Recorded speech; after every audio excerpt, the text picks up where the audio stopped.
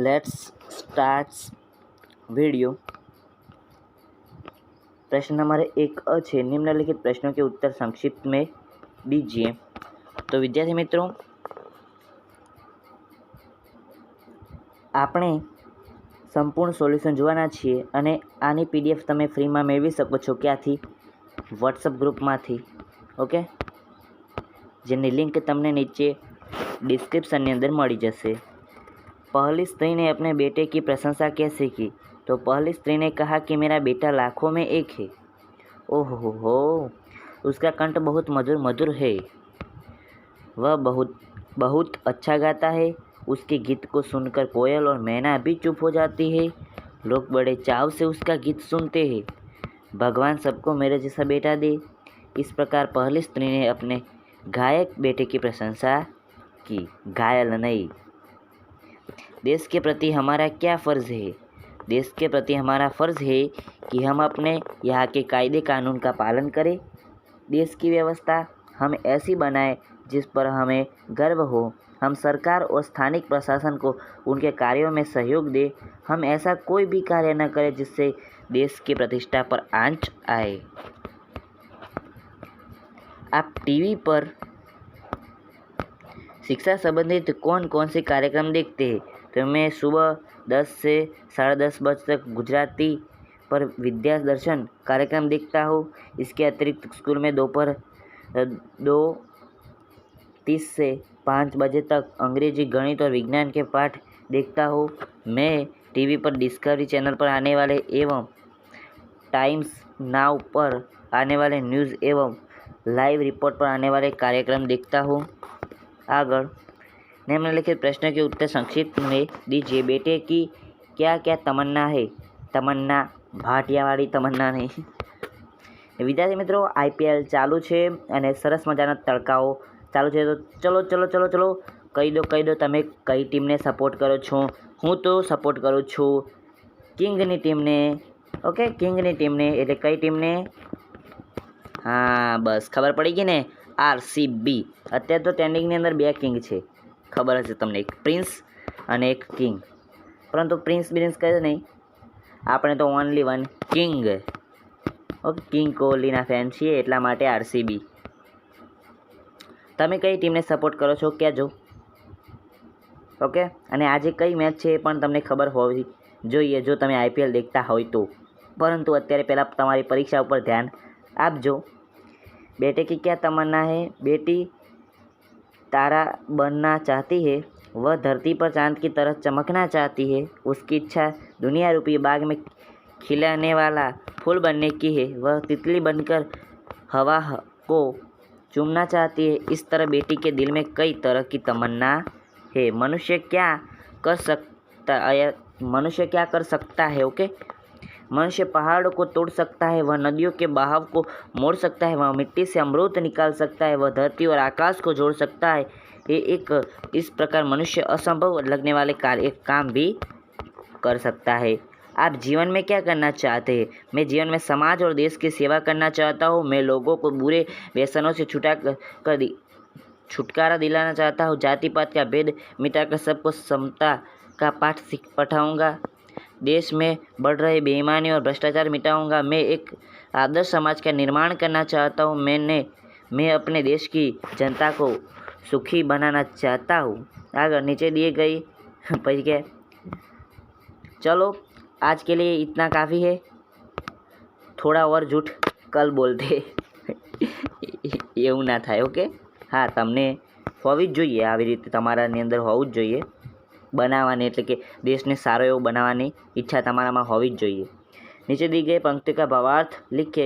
गगन से चमके चंदा, मैं धरती पे चमकूंगी, धरती पर चमकूंगी, मैं उजियारा करूंगी, बेटी हूँ मैं बेटी। ओके, जिस तरह आकाश में चांद चमकता है उसी तरह मैं धरती पर चमकूंगी और चारों ओर अपना प्रकाश फैलूंगी। चारों ओर मेरा यश फैलेगा।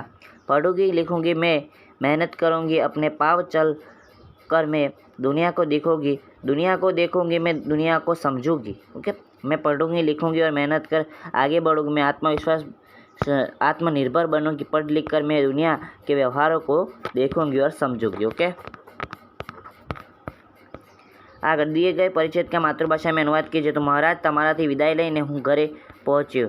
મહારાજ તમારાથી વિદાય લઈને હું ઘરે પહોંચ્યો। મારી માતા કેટલા સમયથી મારી રાહ જોઈ રહી હતી। મને જોતાની સાથે જ તેણે મને ગળે વળગી લીધો। ત્યારે મને વિચાર આવ્યો કે હું તેને બધું કહી દઉં, પણ મારી હિંમત ન થઈ। હવે હું તમારી સેવાની અંદર ઉપસ્થિત છું।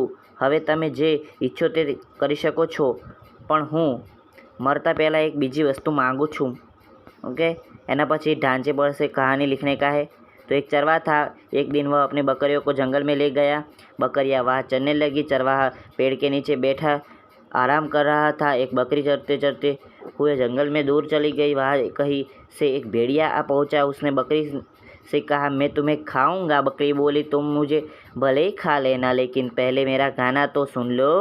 बकरी मैं करने लगी। उसकी आवाज़ सुनकर गडेरिया वहाँ पहुँचा। उसके हाथ में से लाठी थी। गडेरे को देखते ही भेड़िया डरकर वहाँ से भाग गया। इस प्रकार बकरी ने अपनी चतुराई से खुद की जान बचा ली। तो संकट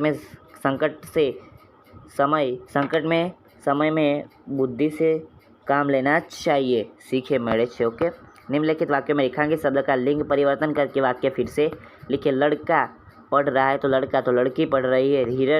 हिरन जंगल में दौड़ रहा है तो हिरनी जंगल में दौड़ रही है। घोड़ी नाच रही है तो घोड़ा नाच रहा है। मोर खाना खा रहा है तो मोरनी खाना खा रही है। नदी की ओर शेर जा रहा है तो नदी की ओर शेरनी जा रही है। तो शेठ मंदिर जा रहे हैं, શેઠાની મંદિર જાય। વિદ્યાર્થી મિત્રો, શેઠની અંદર આ શેઠ નહીં, આ જ શેઠ આવે, આવી રીતે આવે ને એ શેઠ આવે। ઓકે, એટલે થોડું ધ્યાન રાખજો। छांटकर वर्ग भेद लिखे।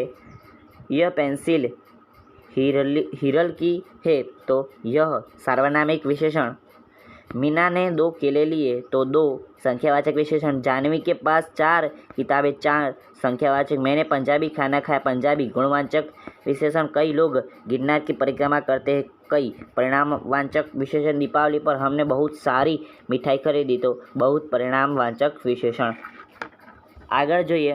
7वां प्रश्न है कि निम्नलिखित वाक्यों में से जिस शब्द से क्रियाओं के काल का पता चल रहा है उसे शब्द को रेखांकित करके उसका काल बताइए। मैं बाजार जाता हूँ, जाता। ओके, हूँ